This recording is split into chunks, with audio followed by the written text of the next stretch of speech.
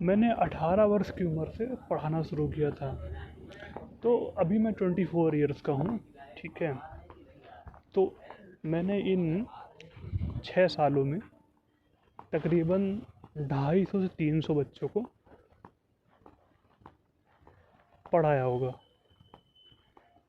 तो उसमें उनमें से मोस्टली ऑफ गार्जियंस जो होते हैं उनकी शिकायत ये होती है, या शिकायत नहीं भी होती है, जो मैं देखता हूँ अपने आसपास बच्चों को, कि पढ़ने में अच्छे नहीं होते हैं, मक्कारी करते हैं, चिड़चिड़े होते हैं, गाली गलौज करते हैं। अगर बड़े हो जाते हैं, बड़े मीन्स बुद्धि से बड़े नहीं, शरीर से बड़े हो जाते हैं, तो दूसरी की बहन बेटियों को गलत निगाह से देखते हैं और अन्य अन्य भांति की चीज़ें होती हैं। बहुत से माता पिता मुझे शिकायत करते हैं कि मेरा बच्चा पढ़ता नहीं है। तो मेरे मन में एक बात आती है कि मैं सोचता हूँ कि इसमें कोई कहे कि बच्चे की गलती है, तो वो एकदम गलत बात होगी। पूर्णतः जो गलती होती है वो माता और पिता की होती है। अब कैसे, ये मैं आपको बता रहा हूँ कैसे होता है। देखिए, एक शिशु को जन्म देने में एक पुरुष और एक महिला का हिस्सेदारी होती है, जिसमें से साइंस के हिसाब से एक माता और एक पिता में माँ का जो भागीदारी होती है वो 99% होती है। पिता का जो हिस्सेदारी होती है किसी बच्चे को जन्म देने में सिर्फ 1% होती है। अगर पिता नहीं भी है, या पिता में कोई दिक्कत भी है, तो इंजेक्शन के माध्यम से भी कोई स्त्री, कोई महिला माँ बन सकती है।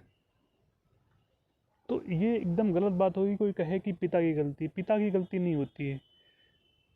सबसे पहला जो माध्यम होता है शिशु को जीवन देने का, वो माँ का होता है।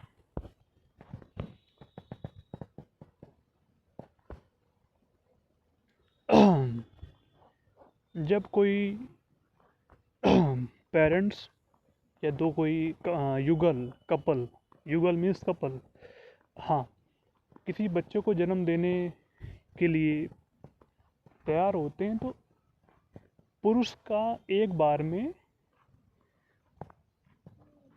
शरीर से 1 करोड़ से ज़्यादा, तकरीबन 1 करोड़ से ज़्यादा स्पर्म महिला के शरीर में इंजेक्ट होता है। उन 1 करोड़ में से सिर्फ एक स्पर्म से, जो स्पर्म सबसे पहले अंडे से जाकर मिल जाता है, वही बाद में शिशु या फिर बच्चे का निर्माण होना शुरू हो जाता है। अभी हो या फिर आज से 1-2 हज़ार साल बाद, अगर माँ है तो ही बच्चा है, पिता नहीं भी है तब भी एक स्त्री माँ बन सकती है। लेकिन समाज द्वारा रीति रिवाज हैं, शादी, वहाँ विवाह, अन्य अन्य भांति की चीज़ें, पर ये तो अलग बात है। हाँ, टॉपिक पे आते हैं। तो प्रेगनेंसी के दौरान, ठीक है, इतनी माँ खुश रहेगी, इतना उसको शांति की अनुभूति होगी, इतना कम चिड़चिड़ी रहेगी, इतना कम गाली गलौज करेगी, जितना कम अन्य अन्य भांति की जो बुराइयां हैं, जितना जितना वो उससे दूर रहेगी, बच्चा उतना ही अच्छा, सजग और एक अच्छा इंसान बनेगा। कुछ लोग सोचते हैं कि बच्चा छोटा है, छोटे में अभी मान लो गलती कर रहा है, अभी दिन भर फ़ोन चला रहा है, या फिर अपने बड़ों को गरिया रहा है, ठीक है, तो बड़ा होगा समझदार हो जाएगा। लेकिन नहीं, इन बच्चे का जो जीवन होता है, उन 9 महीनों के दौरान ही बच्चे का जो बुद्धि का जो स्तर है, जो बौद्धिक विकास है, वो होना शुरू हो जाता है। जैसे जैसे उसको माँ को अगर दुख मिलेगा, माँ अगर परेशान रहेगी, माँ दुखी है, चिड़चिड़ी है, गुस्से वाली है, या कोई भी दिक्कत है माँ को, वो बच्चे पर वो उसका इम्पैक्ट दिखेगा। अगर पिता या फिर उसको कोई लोग प्रताड़ित करेंगे, मारेंगे, पीटेंगे, तो बच्चा नहीं अच्छा, बच्चा जो होगा वो भी ऐसा ही होगा।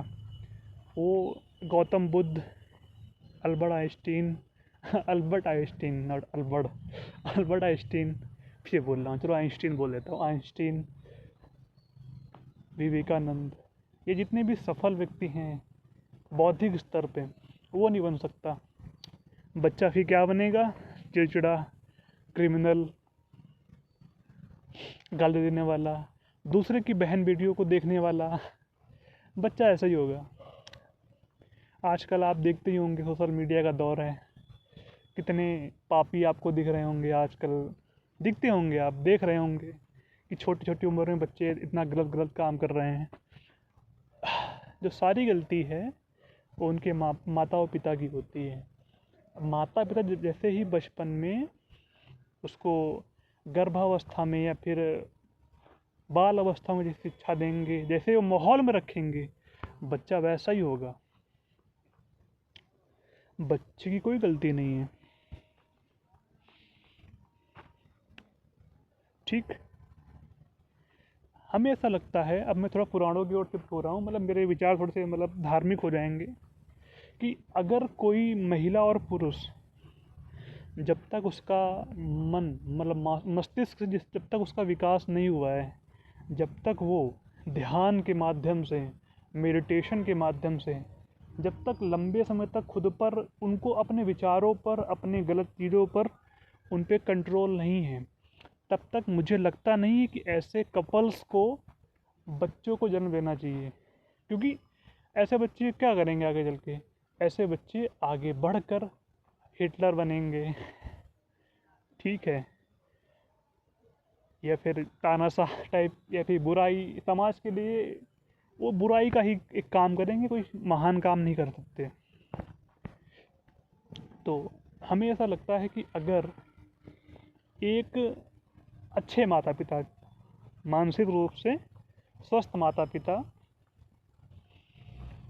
अगर बच्चे को जन्म देते हैं, तो बच्चा हज़ारों में नहीं लाखों में एक होता है, समाज से एकदम हट कर होता है, और सारा जो श्रेय है माँ को जाता है। अगर माँ खुश रहेगी तो बच्चा हर तरीके से एकदम स्वस्थ, शुद्ध और मन का भी पावन होगा,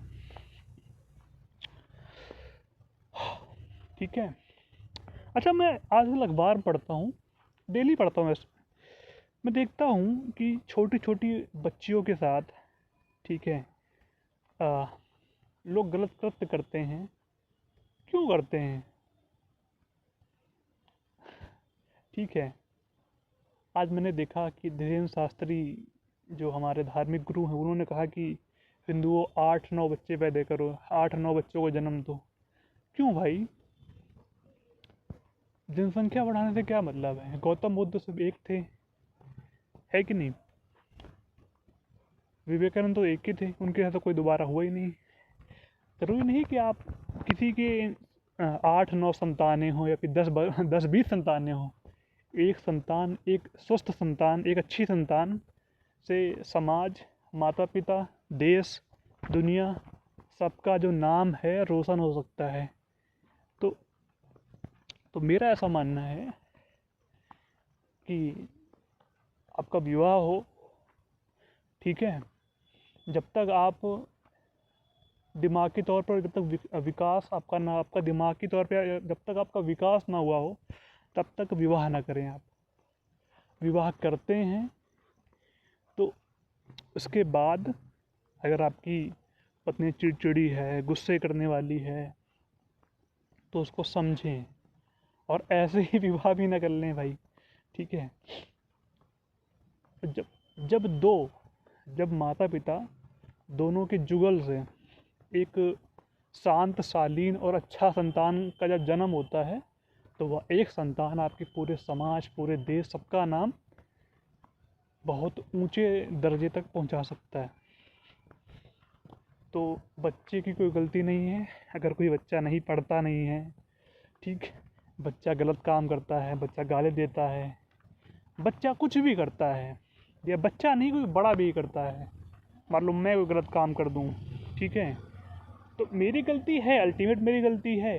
लेकिन सबसे जो बड़ा जो गलती है, सबसे जो अधिक जो गलती है, वो माता पिता की है। क्योंकि बचपन से उनको एक सही दिशा दिखाई नहीं गई,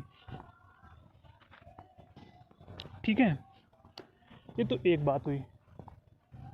अब दूसरी बात ये है कि मैं बहुत से लोगों को देखता हूँ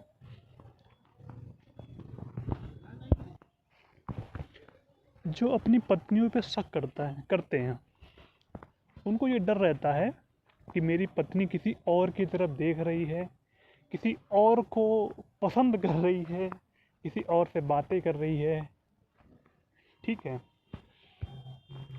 तो मुझे ऐसा लगता है कि आप रोड पे निकलते हो अपने दोस्तों के संग या अकेले, तो आप विवाह, आपका विवाह हो रखा होता है, लेकिन फिर भी आप सुंदर स्त्री को देख कर कहते, मन ही मन सोचते हो कि वाह क्या सुंदर स्त्री है, कितनी अच्छी लग रही है। आपको ये अधिकार किसने दे दिया कि आपकी पत्नी है, उसके अलावा भी आप किसी अन्य स्त्री को देखकर आपके मन ही मन प्रफुल्लित हो रहे हो यार, ठीक है। और उस स्त्री के लेके आपके मन में काम वासना जाग रही है। मैं फिर कह दूं, काम वासना कोई गलत चीज़ नहीं होती है, लेकिन काम वासना को सही मार्ग से दिखाना एक अच्छे और एक सज्जन व्यक्ति की निशानी होती है। काम वासना साधुओं में भी होती है, सब में होती है, हम में है, सब में, हर व्यक्ति में काम वासना है। लेकिन इसको आप ध्यान के माध्यम से, अपने विचारों के माध्यम से, अच्छी शिक्षा के माध्यम से इसको परिवर्तित कर सकते हैं, इसको सही मार्ग दिखा सकते हैं। मैं फिर से लौटता हूँ अपनी बातों पे।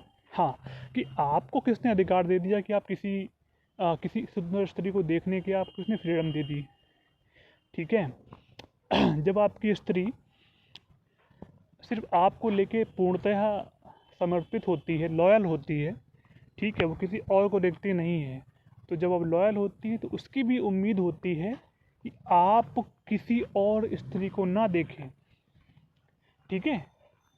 तो तब वो आपसे लड़ती है कि काहे भैया तुम हमें, मतलब भैया, मतलब मैं बोल रहा हूँ भैया नहीं बोलेगी, कि क्यों आपने मतलब किसी हमारे होते हुए आप किसी और से क्यों बात कर रहे हो।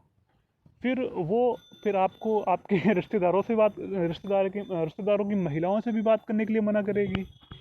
किसी अन्य स्त्री की माँ को, बहन को छोड़कर वो हर स्त्री को बात करने के लिए आपको मना करेगी।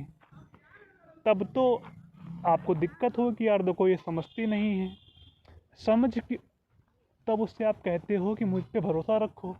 भरोसा का मतलब ये है, अगर आप किसी से कह रहे हो, अपनी पत्नी से करो मुझे भरोसा रखो, इसका मतलब यही तो है ना कि कहीं ना कहीं कि उसको आप पे यकीन नहीं है, ठीक है। तो जब तक वो स्त्री आपके पीछे रहती है, पीछे पड़ी रहती है, हर चीज़ में रोक टोक करती है कि किसी से बात मत करो, किसी को और देखो मत, तब आपको लगता है कि यार मैं कहाँ फंस गया हूँ, मैं तो बंधा हुआ हूँ, मुझे फ्रीडम नहीं है, ठीक है। अब लेकिन ये सब देखने के बाद जब कोई स्त्री आपको आपके हाल पे छोड़ देती है, ठीक है, फिर आप हो ना हो उससे कोई मतलब नहीं है, ठीक है। तब मान लीजिए वो भी मनुष्य है, अब वो किसी और को अगर देख रही है, तब आपको क्यों इतनी मिर्च लगती है, क्योंकि आप वही सेम काम कर रहे हो। ये तो आयरनी हुई ना कि आप वही काम करो तो कोई बात नहीं, लेकिन आपकी पत्नी वही काम कर दे तो वो पाप हो गया। क्यों समाज सिर्फ सारे मर्यादा सिर्फ महिलाओं के लिए बना हुआ है क्या? पुरुषों के लिए कोई वो नहीं है कि जब आपको जो मन करे तब आप वो करो।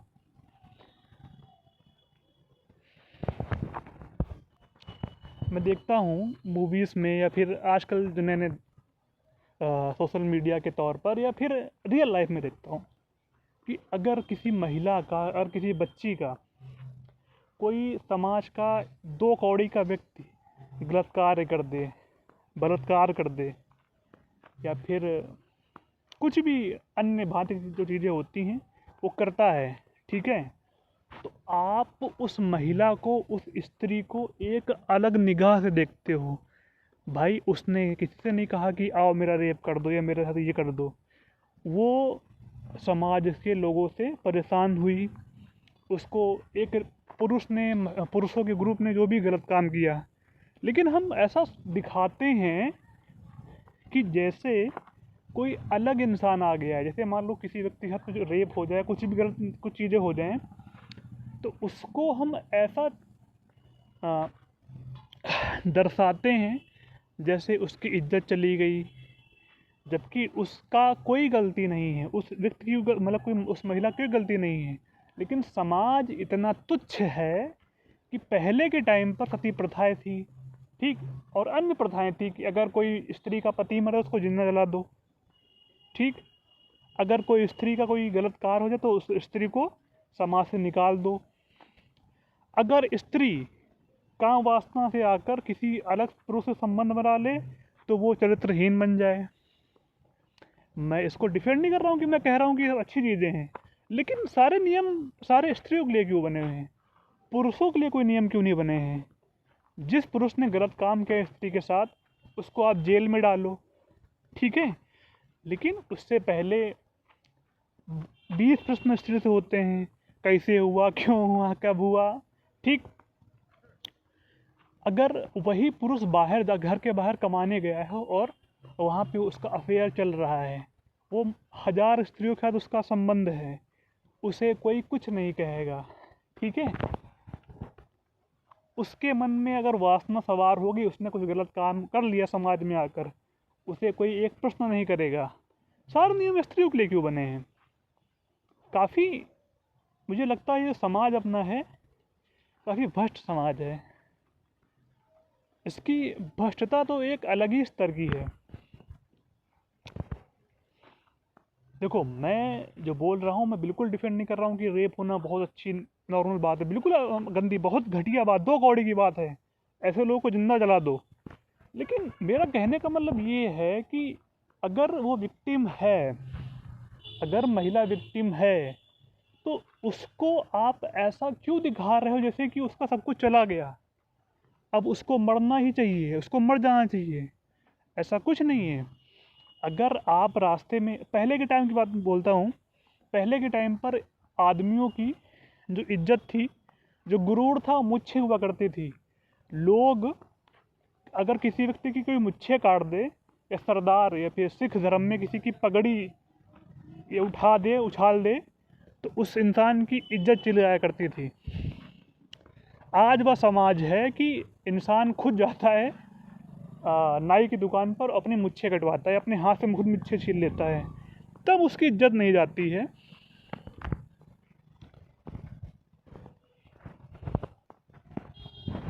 उसी प्रकार अगर कोई स्त्री है, मान लो स्त्री के किसी ने बाल काट लिए, तो क्या उसको मर जाना चाहिए क्या? माना बहुत गलत बात उसके हाथ से गलत हुई, लेकिन उसको सजा भुगतने कोई वो नहीं कि समाज उसको एक अलग नज़र से देखे, उसको गलत समझे, उसको भ्रष्ट समझे, उसका रिश्ता ना हो, वो मेंटली प्रेशर पे रहे, उसके माँ बाप, उसके भाई बहन, उसके दोस्त, उसके मित्र, उसके संबंधी, रिलेटिव उसको एक अलग निगाह से देखें। आखिर क्यों भाई? उसकी ऐसे क्या गलती है? और फिर इसी डिप्रेशन में आके वो विक्टिम बनकर, विक्टिम ही है वो बेसिकली, वो फांसी लगा ले या फिर गलत काम कर ले, तब आप सोचे कि सती हो गई, जैसे माता सीता ने किया था। कुछ लोगों ने आरोप लगाया, वो आग में चली गई। आखिर क्यों भाई? खैर, चलो खैर, मेरे इतने ही विचार थे। अगर मेरी बातों से किसी इंसान मतलब किसी व्यक्ति को हर्ट होता है, तो मैं बता दूं कि संविधान हमें फ्रीडम देता है कि आप अपनी बातों को रख सकते हो, लेकिन आप किसी को टारगेट नहीं कर सकते। तो मैंने किसी को टारगेट नहीं किया है, मैंने समाज के ऊपर बोला है, जो कमियां हैं उसके बारे में बोला है। लेकिन फिर भी अगर किसी को बुरा लगता है तो मैं हाथ जोड़कर उससे माफ़ी मांगता हूँ। तो मेरे शब्द इतने ही थे, फिर कभी किसी टॉपिक पे बोलेंगे। तब तक के लिए शुभ रात्रि, गुड नाइट।